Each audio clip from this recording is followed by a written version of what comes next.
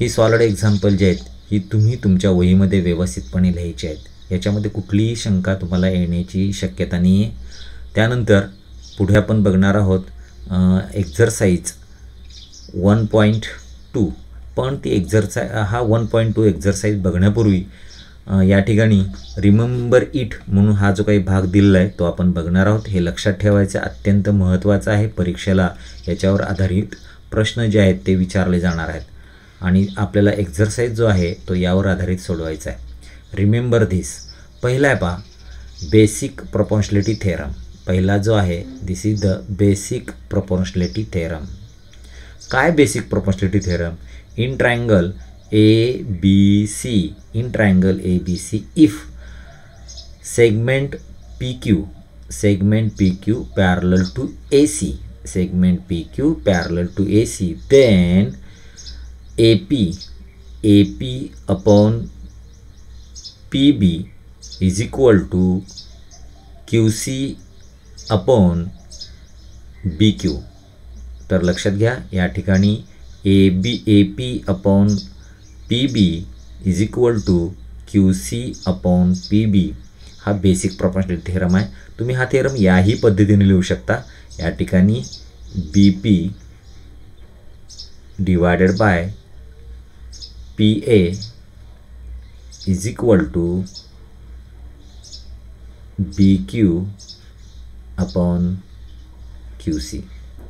तर याही पद्धतीनं तुम्ही हा जो काही थेरम आहे बेसिक प्रोपोर्शनॅलिटी थेरम या दोन्ही गोष्टी ह्या बरोबर आहेत. Then converse of basic proportionality theorem. In triangle PQR PS that of PS divided by SQ is equal to PT upon TR. These ratio are equal. If these ratio are equal, then we can say that here segment ST is parallel to segment QR. याचा अर्थ या थेरमचा उपयोग आपल्याला केव्हा करायचा आहे?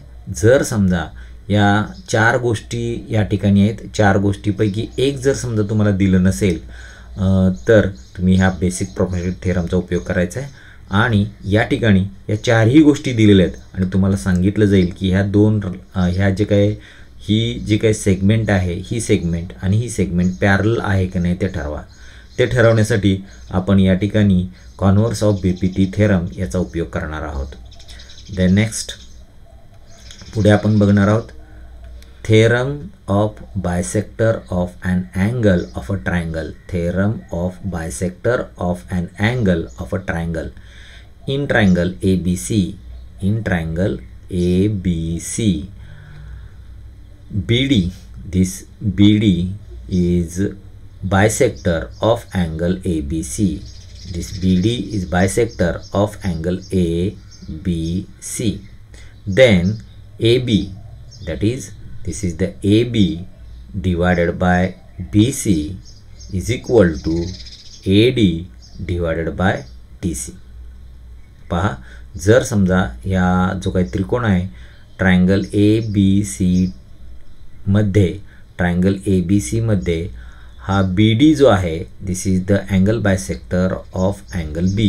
Then जर हे असं असेल अँगल बायसेक्टर असेल तर या ठिकाणी AB upon BC is equal to AD upon DC. तर हे जो काही थेरम आहे या थेरमचा उपयोग आपण केव्हा करणार आहोत तर जेव्हा तुम्हाला या ठिकाणी हे दिलं जाईल, ही पण दिलं जाईल, त्यानंतर हे दिलं जाईल आणि हे काय असेल DC काय असेल हे जर विचारलं असेल किंवा ह्या 4 गोष्टीपैकी कुठल्याही 3 गोष्टी दिल्या असतील तर तुम्हाला चौथी गोष्ट काढण्यासाठी म्हणून तुम्ही या थेरमचा उपयोग जो आहे तो आपल्याला होईल. प्रॉपर्टीचा उपयोग होईल अँगल बायसेक्टर प्रॉपर्टी असं म्हणायचं.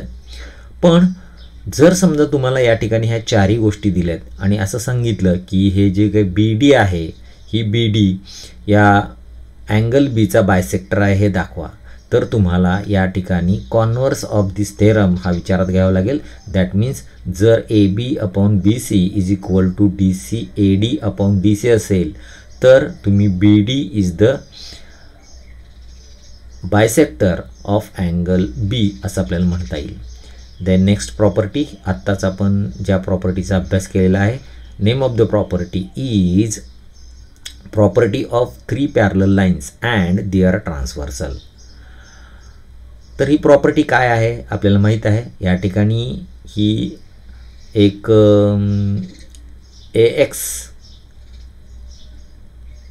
BY and CZ are 3 parallel lines and here L and M are the transversal. Then AB upon BC is equal to XY upon YZ.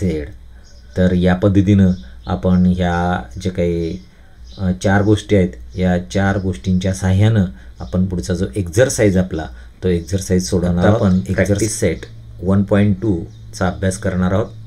1.2 मध्ये असणारा जो काही पहिला प्रश्न आहे तो या पद्धतीने, given below are the some triangles and length of the line segment, identify in which figure ray PM is the bisector of angle PQR. तर या ठिकाणी बायसेक्टर ऑफ अँगल आहे का नाही ते मला दाखवायचं आहे आणि ते दाखवण्यासाठी मी कशाचा उपयोग करणार आहे, converse of angle bisector theorem. Converse of angle bisector theorem जो आहे त्याचा मी उपयोग करणार आहे. तर पहिली आकृती पहा. या पहिल्या आकृतीमध्ये मला रेशो काढावा लागेल. हा रेशो कोणता काढायचा आहे, in triangle.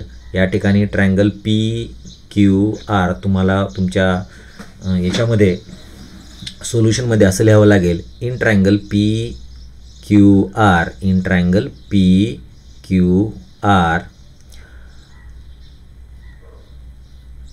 PM intersect this PM intersect PQ in point M.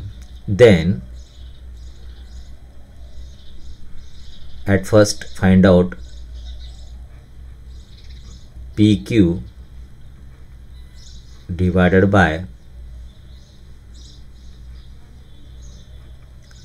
RP is equal to 7/3.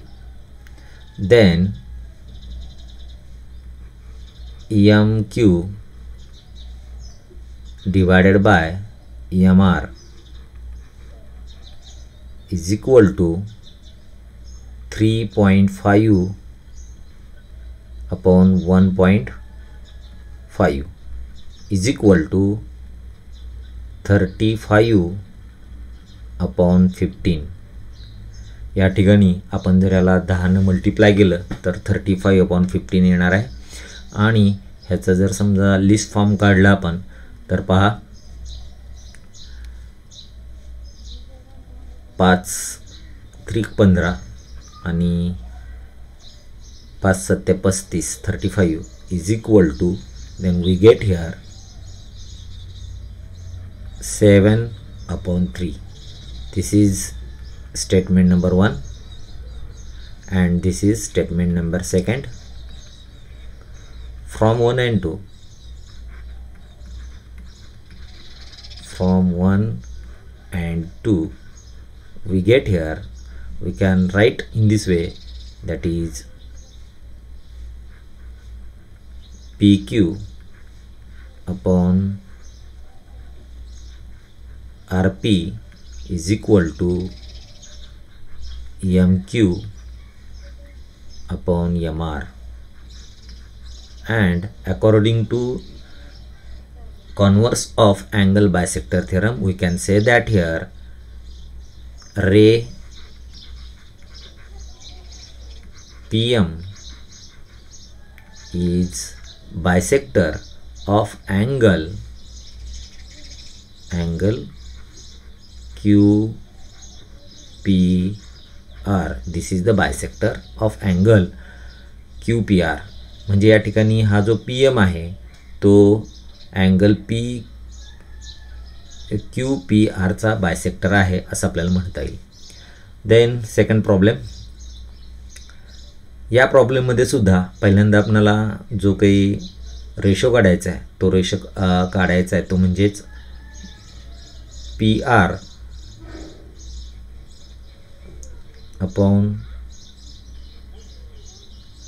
PQ is equal to 7/10 and RM upon MQ is equal to 6/8. This is nothing but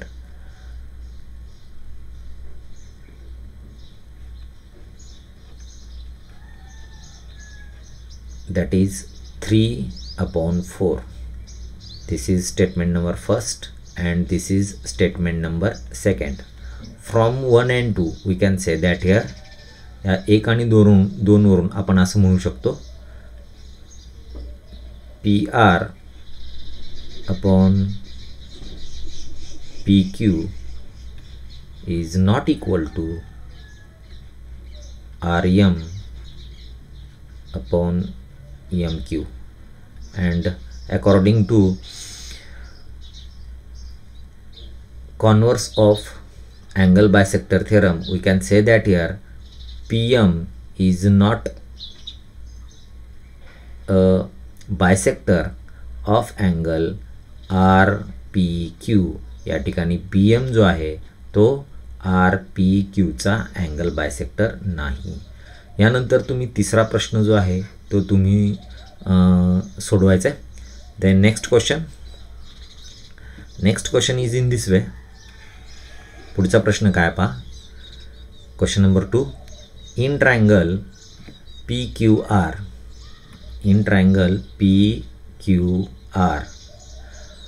PM that of PM काय आहे that is here is the 15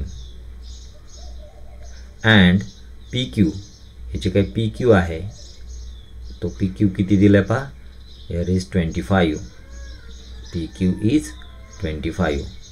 then PR, what is the PR? Here is the PR and PR is that of 20.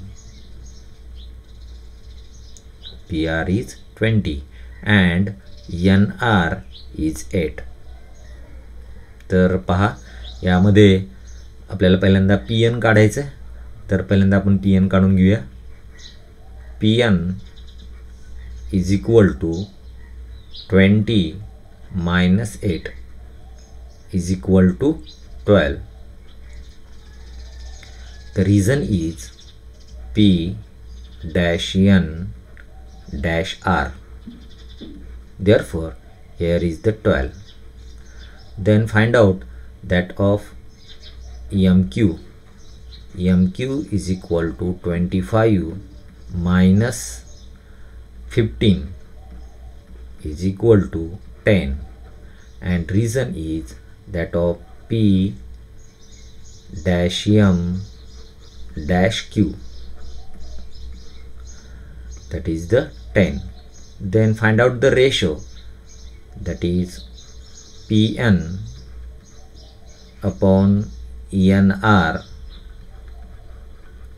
is equal to 12 upon 8. Then we get the ratio equal to, that is 3/2. Then next ratio, that is PM upon MQ is equal to 15/10. Again here 5 2s are 10 and 5 3s are 15. Then we get the ratio 3/2. That means these two ratios are equal. Therefore we can say that here PN